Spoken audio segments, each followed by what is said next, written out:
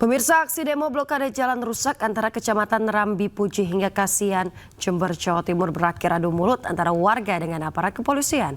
Pasalnya pendemo membakar puluhan ban bekas di tengah jalan raya, menuntut agar truk besar tidak melintasi jalur tersebut. Untung gitu keluargamu saya kemenindes.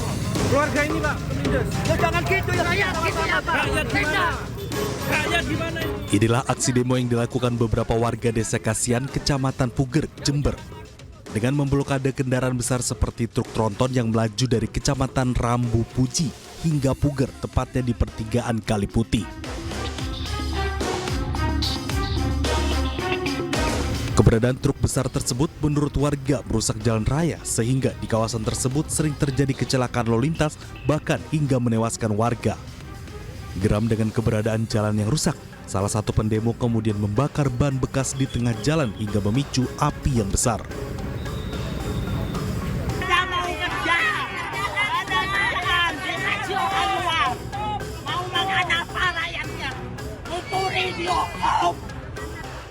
Sementara itu, aksi emak-emak juga melakukan aksi demo di tempat terpisah. Mereka juga meminta agar dam truk tidak melalui jalur tersebut yang menyebabkan terjadinya kecelakaan. Untuk aparat penegak hukum yang ada di Jember, Pak, kami ketika tidak taat lalu lintas, ya spion kurang, tidak safety ditilang. Tapi kenapa ketika ada dump truk atau trayeknya Imasco PMA yang ada di Kabupaten Jember yang jelas-jelas melanggar, tidak ada penindakan dari aparat penegak hukum sampai menimbulkan banyak korban. Sementara itu, Kasat Lantas Polres Jember saat dikonfirmasi terkait banyaknya kecelakaan akibat jalan rusak tidak memberikan klarifikasi lanjutan. Diketahui jalan penghubung dua kecamatan, yakni Kecamatan Rambi Puji dan Kecamatan Puger rusak parah hingga memakan korban jiwa. Rusaknya jalan akibat banyaknya dump truk salah satu perusahaan yang melalui jalur tersebut. Dari Jember, Bambang Sugierto, iNews melaporkan. Antrean ratusan truk di Pelabuhan Merak, Banten terjadi usai pihak Pelabuhan ASDP Merak, Banten tidak melayani penyeberangan menuju Bakauheni, Lampung. Hal itu disebabkan cuaca buruk yang terjadi di Selat Sunda, Banten.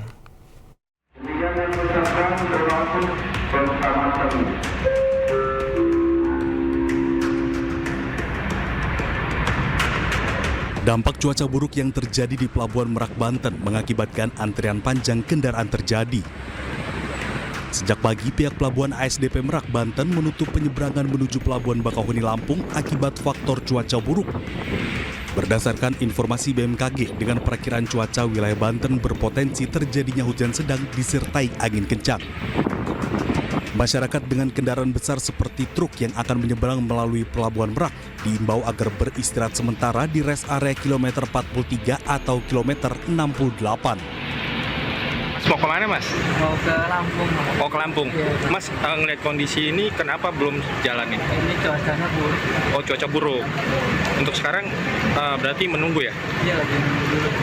Nunggu dari himbauan dari petugas atau gimana nih Mas? Tadi kata petugas sih karena cuaca buruk, jadi semua kapal di sini nggak ada yang berangkat. Pihak ASDP belum bisa memberangkatkan kapal yang berakibat menumpuknya penumpang. Saat ini di lintasan Merak Bakauheni terjadi kondisi cuaca ekstrim yang berdampak terhambatnya pelayanan terhadap pengguna jasa dikarenakan proses bongkar muat kapal membutuhkan waktu yang lebih lama. Dari Lebak, Banten, Iskandar Nasution, iNews mengabarkan.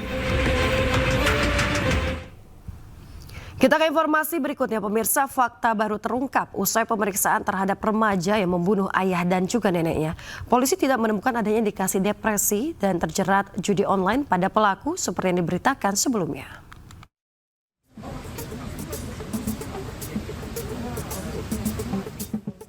Peristiwa pembunuhan yang dilakukan remaja 14 tahun berinisial MAS terhadap ayah dan neneknya menggegerkan masyarakat. Dari penyelidikan sementara, polisi tidak menemukan adanya indikasi judi online ataupun depresi di ponsel MAS. Polisi juga mengungkap bahwa pelaku merupakan anak yang sopan dan baik. Bahkan polisi tidak menemukan hal-hal mencurigakan dari ponsel pelaku, seperti dugaan adanya permainan judi online. Hingga saat ini, penyidik masih menggali dan mendalami motif pelaku membunuh ayah dan neneknya.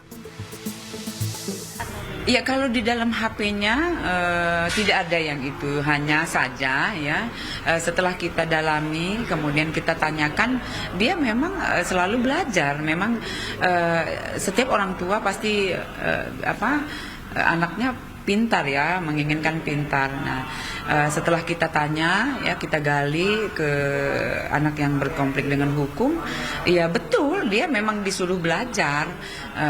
Dan itu dianggapnya udah hal biasa karena memang dari kecil ibu dan ayahnya juga memang selalu menuntut dia belajar. Tapi anaknya ini tidak merasa keberatan, Bu? Tidak. Jadi kita sudah dalami, kita tanya ya dari kemarin setelah kita dapat juga dia merasa itu hal biasa. Dari keterangan beberapa saksi, pelaku merupakan anak yang pintar. Bahkan pelaku juga tidak merasakan adanya tuntutan belajar dari orang tuanya. MAS mengakui perbuatannya dan menyesali telah membunuh ayah dan neneknya. Ia juga sempat menanyakan kondisi ibunya yang saat ini masih dirawat di rumah sakit. Dari Jakarta, Naura Syafika, Yudi Richard, Muhammad Fakih, iNews melaporkan. Menteri Perlindungan Anak Arifatul Khoiri Fauzi menemui MAS, pelaku pembunuhan ayah dan neneknya di Lebak Bulus, Jakarta Selatan. Menteri Perlindungan Anak sempat menahan tangis saat diminta menceritakan pertemuannya dengan pelaku. Saya agak berat menyampaikannya. Menteri Pemberdayaan Perempuan dan Perlindungan Anak atau PPPA, Arifatul Khoiri Fauzi, mendatangi Polres Metro Jakarta Selatan Minggu pekan lalu. Kedatangan Menteri PPPA guna memberikan pendampingan psikologis kepada MAS, pelaku pembunuhan ayah dan neneknya dalam proses hukum. Usai bertemu dengan MAS, Menteri PPPA menjelaskan interaksinya dengan pelaku. Dirinya sempat tidak bisa melanjutkan kata-kata hingga hampir menitikkan air matanya saat mengingat sosok pelaku yang dianggapnya merupakan anak yang baik, namun tidak mengerti apa yang mendasari pelaku melakukan pembunuhan. Kalau saya tadi melihat sebagai seorang ibu, saya bisa membaca bahwa Ananda ini baik, sangat baik kalau menurut saya. Cuman kita belum tahu kenapa bisa terjadi sesuatu seperti ini. Kita tunggu saja ya, mudah-mudahan ini sebagai momen untuk introspeksi kita semua. Saya juga jadi belajar, oh ternyata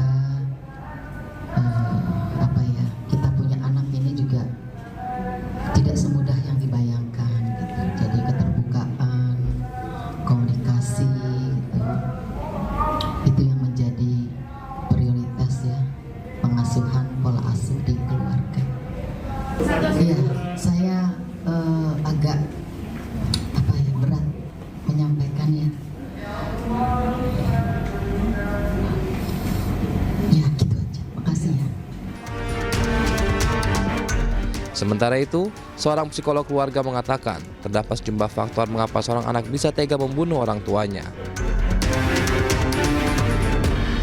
Yang pertama adalah gangguan psikologis, Mas, atau gangguan mental. Jadi harus dilihat, kalau tadi saya mendengar dari iNews bahwa ada bisikan-bisikan yang kita sebut dengan psikosis, Mas, halusinasi dan delusi. Yang kedua ada yang disebut dengan neurosis. Jadi ada kecemasan di sana.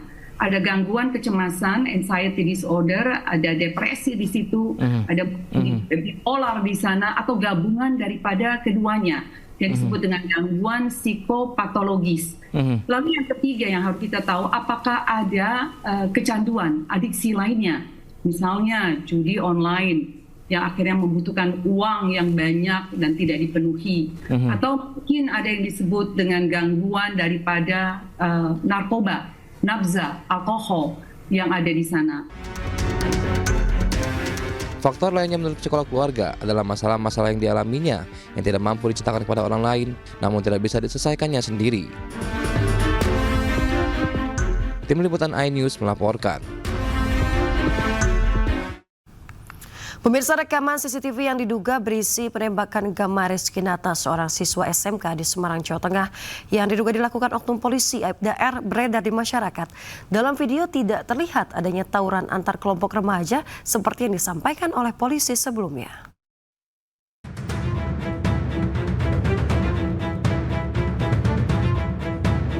CCTV yang merekam detik-detik penembakan Gama Rizky Nata, siswa SMK Semarang, Jawa Tengah yang diduga dilakukan Aibda R, anggota Sat Narkoba Polrestabes Semarang, belakangan mengejutkan publik.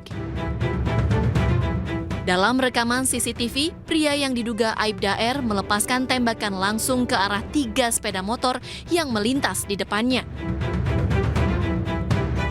CCTV ini sekaligus membantah keterangan yang disampaikan polisi bahwa penembakan yang dilakukan Aibda R dipicu akibat tawuran. Wakapolda Jawa Tengah Brigjen Pol Agus Suryo Nugroho menegaskan kasus penembakan oknum polisi kepada pelajar SMK Negeri 4 Semarang masih dalam penanganan Polda Jawa Tengah. Menurutnya, penyidikan pun dilakukan secara transparan. Dan dalam jangka waktu dekat ini sudah akan dilakukan sidang etik dengan menjamin, dan kami akan transparan itu berkaitan dengan kasus anggota Polda Jawa Tengah. Komitmen tidak akan menutup-nutup. Sementara status Aibda R saat ini masih sebagai terperiksa, namun sudah ditahan selama 20 hari. Sementara itu, Komisioner Kompolnas mengatakan ada jejak digital ditemukan dalam kasus penembakan oknum polisi ke anggota Paskibraka hingga tewas. Jejak digital diharapkan dapat digunakan untuk membentuk rangkaian peristiwa sehingga keadilan bisa ditegakkan dengan baik. Peristiwanya semakin terang benderang.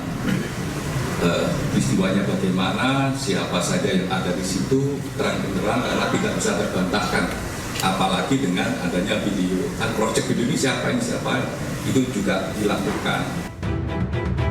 Sebelumnya, korban Gama Rizky Nata yang meninggal dunia sempat mendapat perawatan di RSUP Karyadi Semarang. Tim DVI Polda Jawa Tengah juga telah membongkar makam Gama untuk mengautopsi jenazahnya pada Jumat pekan lalu. Dari Semarang, Jawa Tengah, Kristadi, iNews melaporkan. Pemirsa, Komisi 3 DPR RI memanggil Kapolrestabes Semarang, Kombes Irwan Anwar beserta jajarannya untuk meminta penjelasan kasus oknum polisi tembak siswa SMKN 4 Semarang, Gama Rizky Nata Oktavandi, hingga berujung kematian. Menggunakan senjata api dan telah melakukan tindakan excessive action. Dalam paparan awal, Kapolrestabes Semarang mengaku siap dievaluasi. Kombes Irwan juga menjelaskan kronologi awal penembakan anggotanya terhadap korban di depan anggota Komisi 3 DPR RI. Dalam pemanggilan tersebut, Kapolrestabes beserta jajarannya menayangkan rekaman CCTV sejak pembubaran tawuran hingga peristiwa penembakan. Sementara itu, Kabid Propam Polda Jawa Tengah, Kombes Pol Aris Supriyono, menjelaskan awal peristiwa penembakan terjadi waktu yang berbeda, bukan saat pembubaran tawuran. Penembakan terjadi setelah pembubaran tawuran saat korban dan teman-temannya melarikan diri. Pelaku pun dikenai sanksi, yakni Perkap nomor 1 tahun 2009 tentang penggunaan senjata api serta pasal 13 ayat 1 DPR RI nomor 1 tahun 2003 dan Perpol 7 tahun 2022 tentang kode etik kepolisian. Yang kami hormati para anggota Komisi 3, penembakan yang dilakukan terduga pelanggar tidak terkait dengan pembubaran tawuran yang sebelumnya terjadi, dan memang anggota ini memang benar-benar pulang dari kantor kemudian bertemu dengan satu kendaraan yang dikejar oleh 3 kendaraan yang diterangkan oleh Bapak Kapolrestabes. Kemudian motif penembakan yang dilakukan oleh terduga pelanggar dikarenakan pada saat perjalanan pulang ini mendapati satu kendaraan yang dikejar kemudian memakan jalannya terduga pelanggar, jadi kena pepet dan akhirnya hingga terduga pelanggar menunggu seperti yang dijelaskan Pak Kapolrestabes, menunggu 3 orang ini putar balik, kurang lebih seperti itu, sehingga terjadilah penembakan. Sementara itu pemirsa, Ketua Komisi 3 DPR RI Habibur Rahman menyatakan komitmennya untuk mengawal kasus dugaan penembakan Gama Rizkinata, seorang siswa SMK di Semarang, Jawa Tengah yang diduga dilakukan oknum polisi Aibda R hingga ke persidangan. Habibur Rahman juga menyebut pelaku harus dihukum setimpal dengan perbuatannya. Nah, itu yang kita perjelas tadi, ya, tindakannya bukan hanya dari segi etik, ya, propam yang sudah melakukan tindakan pansus, tapi dalam konteks pidana. Pelakunya ini langsung ditangkap, ya, juga sudah ditahan oleh Reskrim Polda Jawa Tengah. Jadi ada double, ya, tindakan yang dilakukan baik dalam konteks etik maupun dalam konteks pidana. Ini yang diinginkan oleh keluarga korban, ya, karena siapa yang melakukan dialah yang bertanggung jawab, ya. Si pelaku penembakan ini harus bertanggung jawab, ya, harus dimintai pertanggungjawaban secara hukum, dan kami, ya, teman-teman Komisi 3 tadi Pak Rudi, ya, kita komit untuk mengawal kasus ini sampai ke persidangan, dan pelakunya harus dihukum yang setimpal dengan perbuatannya. Itu yang tadi merupakan kesimpulan umum rapat barusan. Sebelumnya, Aibda R telah ditetapkan tersangka penembakan siswa SMK di Semarang. Aibda R juga telah ditahan akibat menembak korban hingga tewas.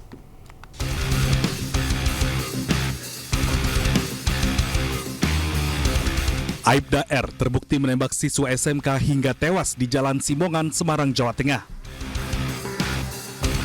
Sebelumnya, polisi menyebut Aibda R melakukan tindakan berlebih saat terjadi peristiwa tawuran antar gangster di Jalan Simongan, Semarang. Namun fakta baru terungkap saat kejadian tidak ada tawuran, dan dari rekaman CCTV terlihat Aibda R sengaja menembak langsung ke arah korban. Aibda R menembakkan senjata api yang menewaskan seorang siswa SMK Negeri Semarang berinisial GR dan melukai 2 lainnya. Korban tewas GR merupakan siswa SMK 4 Semarang, diketahui sebagai seorang yang rajin.